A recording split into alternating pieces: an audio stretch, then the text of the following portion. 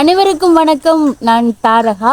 இன்றைய நாளில் நான் மிக முக்கியமான ஒரு விடயத்தை பற்றி உங்களோட பகிர்ந்து கொள்ள போகிறேன். குறிப்பாக இது எங்களுடைய வாழ்க்கையோட மையப்படுத்தின ஒரு விடயமாகத்தான் இருக்குது. இது போல விடயம் இனிமே நடக்கக்கூடாது. ஏனென்று சொன்னால், ஒரு நாட்டுக்கு சிறுவர்கள்ன்றது எவ்வளவு தூரம் முக்கியமான ஒரு விடயம். ஆனால் அந்த சிறுவர்களுக்கு ஒரு கொடுமை நடக்க அதை தட்டி கேட்டு அதை இல்லாமல் செய்ய வேண்டியது நாட்டில் இருக்கிற குடிமகன் என்ற ரீதியில் ஒவ்வொருவருடைய தலையாய கடமையாக இருக்குது. இது யாழ்ப்பாணத்தில் நடந்திருக்குது. நான் எங்களோட தொடர்பு பட்டிருக்குது என்று ஏன் சொல்கிறேன்னு சொன்னால், நாங்கள் 3 பேருமே அருட்சகோதரிகள், அதாவது சிஸ்டர்ஸ், தலைமை தாங்கக்கூடிய விடுதியில தான் ஒரு 2-3 வருடங்கள் கல்வி பயின்றினாங்க. அங்கே போகைக்கு எங்களுடைய பெற்றோருக்கும் சரி எங்களுக்கும் சரி பலதரப்பட்ட கனவுகள் இருந்தது. அதாவது சிறந்த ஒழுக்கமுடைய பிள்ளைகளா வளரணும். அதுதான் மிக முக்கியமான ஒரு கனவா அந்த பெற்றோருக்கு இருக்கும். அதை தாண்டி அந்த விடுதியில படிக்கக்கூடிய ஒவ்வொரு பிள்ளைகளும் பிள்ளைகளில் பலர் பெற்றோரை இழந்த பிள்ளைகள், கஷ்டப்பட்ட பிள்ளைகள் என்று சொல்லி பலதரப்பட்டோர் வாழ்ற ஒரு இடம் தான் விடுதி என்று சொல்லலாம். இந்த விடுதியில இப்ப நடக்கிற விடயத்தை கேட்டா உண்மையிலே தூக்கி வாரி போகும் என்று சொல்லித்தான் நான் சொல்வேன். யாழ்ப்பாணம் ஊர்காவத்துறை கடம்பன் பகுதியில் ஒரு பிரபலமான ஒரு பாடசாலை. இந்த பாடசாலைகளுக்கு ஒரு விடுதி இருக்குது. அந்த விடுதியில மாணவிகள் தங்கி கல்வி கற்று போவார்கள். அதையும் அருட்சகோதரிகள் தான் தலைமை தாங்குகிறார்கள். அந்த அருட்சகோதரிகள் என்ன செய்கிறார்கள் என்று சொன்னா, உண்மையாவே இதை கேட்டா உங்களுக்கு தூக்கி வாரி போகும். ஒரு அருட்சகோதரிகள் இருக்கக்கூடிய ஒரு விடுதிக்கு அனைத்து விதமான மத பிள்ளைகளையும் கொண்டு போய் விடுவினோம். உதாரணமா சொல்ல போனா, நாங்கள் எல்லாம் இந்துக்கள். நாங்கள் அந்த அருட்சகோதரிகள் இருக்கக்கூடிய விடுதியில போய் கல்வி கற்றினாங்கள். காரணம், அங்க கற்றா நல்ல ஒழுக்கமுள்ள பிள்ளைகளா வளரக்கூடிய வாய்ப்பு கிடைக்கும். தலைமைத்துவ பண்பு அதிகமாகும். எல்லோருடைய அதிகமாக பயமின்றிய ஒரு கலந்துரையாடல் ஏற்படும். அப்படியான விடயங்கள் எங்களுக்கு விடுதி மூலம் கிடைக்கக்கூடிய வாய்ப்புகள் நிறையவே இருக்கும்.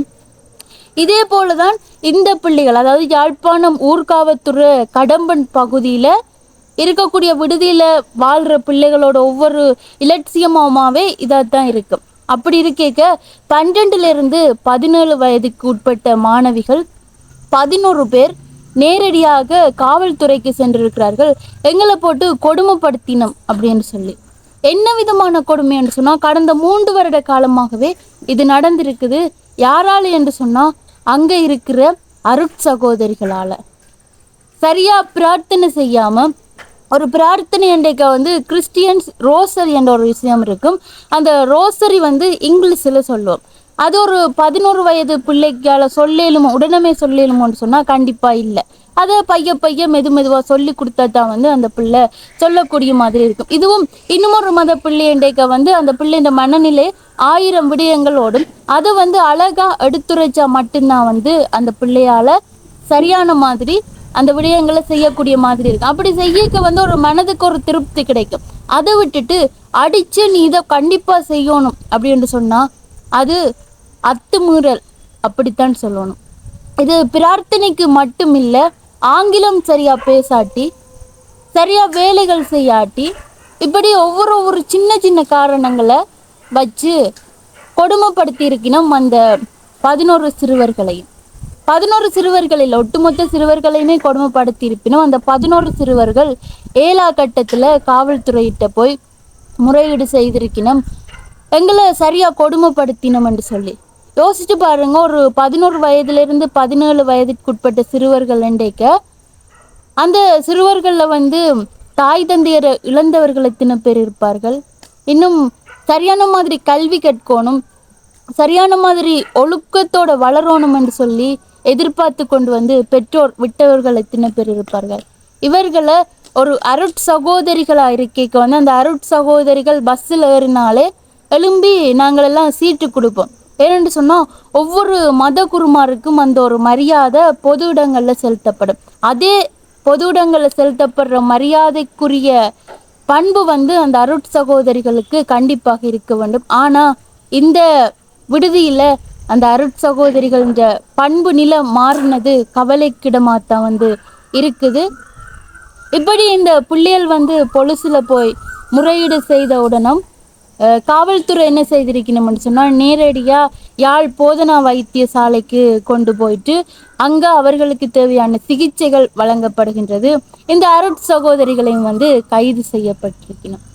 இது போன்ற விடயங்களை தடுத்தா அனைத்து மாணவர்களும் சமம் என்ற ஒரு கொள்கை வரணும்.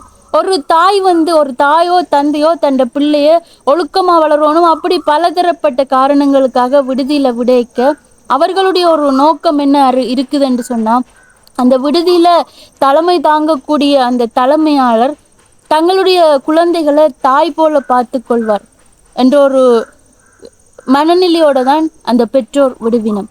ஆனா அதுக்கு மாறா அந்த பிள்ளைகளை அடிச்சு சித்திரவதை பண்ணி கொடுமைப்படுத்திக்க அது எங்க போய் சொல்றது இந்த பிரச்சனையண்டு ஒரு சில பிள்ளைகளால தெரியாம அந்த பிள்ளைகள் தவறான முடிவுகளுக்கு போகக்கூடிய வாய்ப்புகள் நிறையவே இருக்கும்.